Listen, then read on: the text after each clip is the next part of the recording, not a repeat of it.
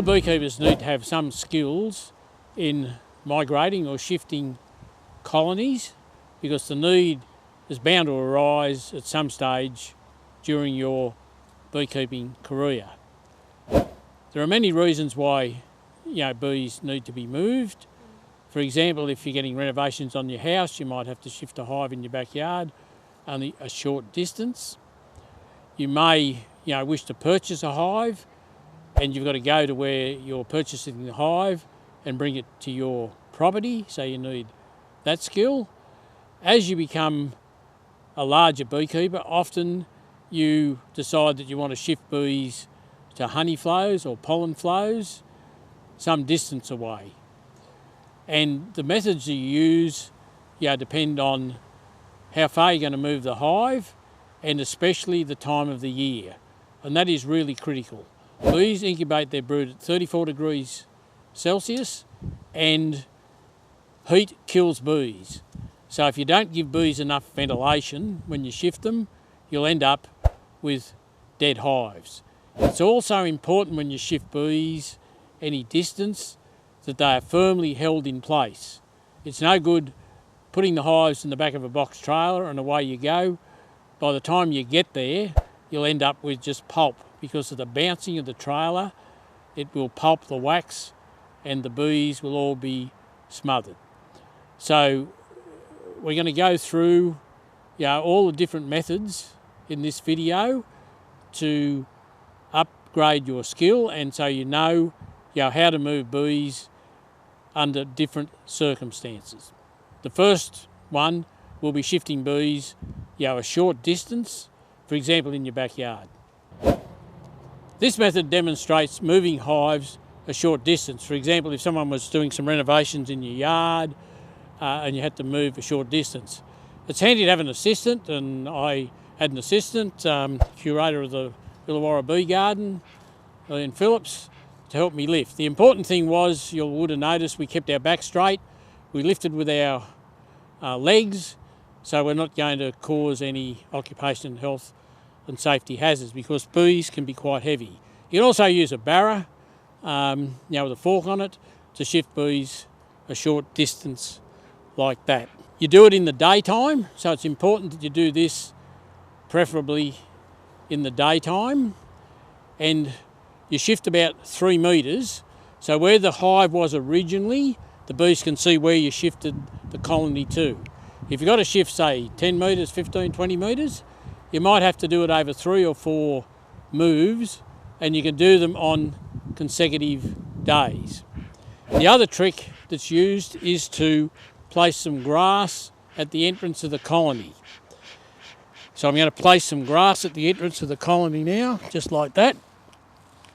So because I've shifted the hive from there to here, there's bees in here that are field bees that were depositing pollen or nectar when I picked it up and we shifted it. Those bees will come out and they'll be distracted by the grass and they'll reorientate. If you don't do that, they'll tend to go back straight to where they come from. Now, over a period of a few hours, the bees that were 3 metres away will see the hive has only gone 3 metres, and they'll fly back to the original hive. By using grass, you're not blocking the entrance up or anything like that, so there's plenty of air in the colony. The bees will become disturbed for a few hours until they reorientate, so it's wise not to go out where you've shifted it from for a few hours until they reorientate. They quickly reorientate and they settle down and they'll orientate to the new spot. The next day, if you want to go further, shift it another short distance, you can't pick it up and take it 20 metres. The bees need to be able to see the colony within reasonably close distance as to where they were before, because they've got such precise GPSs to find their colony. Keep the hive strapped so it won't come to pieces, and smoke the entrance when you pick it up and you'll have no problem. It's a simple thing to do, but you need to be conscious that they're very heavy, so you'll often need to get help or a barra to shift at that short distance. So I've now moved 3 metres back from where I shifted the hive to with Ian, and you'll notice there's a lot of bees flying here. They were the bees who were out in the field when the hive was here when they left. They've come back to where they belong, there's no hive. So that's what all these bees flying around me are now. And as I mentioned before, you need to wait a while. Don't go out and do what I'm doing. But within a couple of hours, they will have seen the hive, which was their original hive, not that far away, and they'll go and orientate to that hive. The ones that come out because the grass was in the front will reorientate to that spot straight away and won't come back to here. They're usually not that aggressive because they're coming back with food, which is a good sign that keeps them docile. Right, in this case, you'll notice there's a hive in the background. That's not always the case, and that one, will need to be moved too if there's some renovations. So the bees that were going into the hive where I'm standing, some are drifting into that hive, and bees will drift into hives when they come back with food and be readily accepted, so there won't be any fighting going on. If that hive behind me wasn't there, they'd all go back to where the new location of the original hive was. So at times, it can be an advantage to move hives with the entrance closed. And that's always done at night, but we're doing this in the daytime to show you what to do. So you wait till all the bees stop flying at night, you go to the hive and you block the entrance in. Commercial beekeepers have proper shutters quite often, but you can use some chocks and your hive tool to block the entrance up so no bees can escape. It's important no bees get out of the colony. The other very important thing to do is to make sure that the frames are what we call chocked. If they're not chocked, it leads to a lot of problems because as you move along the road on a vehicle, the frames bounce and shake about, and you will find that when you get there, you'll have a lot of dead bees and possibly the queen. So by placing a chock in the colony like that, that holds the frames in place, and you can only shift bees shut when the weather's cold and there's not a lot of bees in the colony. So in this colony, there's not a lot of bees, so we're able to move it shut in cold weather. So I've chocked the bottom frames. I'm going to chock the frames in the super as well with just blocks of timber. And you need several different sizes if you've got any number of hives, because the frames can be spaced slightly differently. So I've chocked these frames so they can't possibly move around. A common mistake is not to chock the frames. You get there and you've lost your queen. You then place the lid on the hive and do up the strap. Now this is all done at night, so there's no bees flying. And that's important because you don't want to leave any bees behind, because you're shifting this hive, some distance away in winter or cold weather, and when there's not many bees in the hive. Now it's important that it's strapped tight so the boxes and nothing moves, so you need to put a fair bit of effort into pulling that back shut. Night time, that's when you do it. We're now going to load this onto a vehicle. Now if it's put in the back of a station wagon or something like that, the suspension's probably okay, but if you put it on a heavier vehicle or a 1-tonner or a box trailer and you don't tie it down, you're in serious trouble because of the bouncing. So we'll now load this box onto the vehicle. So the easiest way to do it is to push it sideways like that. You've got to make sure there's no redback spiders or snakes or anything under the box, because that can happen. You then put your hand under the cleat and lift it and keep your back fairly straight and lift with your knees. Okay.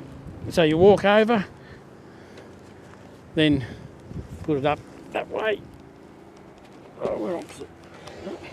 And then you can push it across on the vehicle like that. Put the sides up. It's very important to tie the hive on so it doesn't bounce around. When you get to the site, you can take the hive straight off, put it on the ground at night, smoke the entrance and open the hives up. But this can only be done in cold weather and when there's not a lot of bees in all the boxes. If you want to shift them shut, you can sometimes add an empty box to the top, which gives them more airspace. But it's very easy, to smother hives because they'll overheat once they're locked in. They run around. You're doing it at night, so they've collected nectar during the day. So there's a lot of loose nectar that they haven't ripened in the colony because they ripen honey overnight. Some beekeepers, move bees closed entrance early of a morning after the bees have ripened the nectar. So this method involves using what we call a screen. So it's a rectangular frame with wire gauze on it, not the plastic one, because bees will chew through plastic mesh. So it has to be wire mesh. To use this method, we're going to shut the bees in at night. So we've shut the bees in at night and we're going to put a screen on it. So you can see this hive's reasonably strong. Just get the rest of the bees out of the lid in there. So then I put the screen on the hive like so, and it completely seals off the top. You need a big area of screen, otherwise bees will still smother and die if you use a small amount of mesh. For example, if I put mesh in the entrance, the bees don't breathe through their mouth parts, they breathe through the side of their body. They'd rush to the entrance to try and get out, completely block the air off. By having this, bees run around, so there's always air getting in.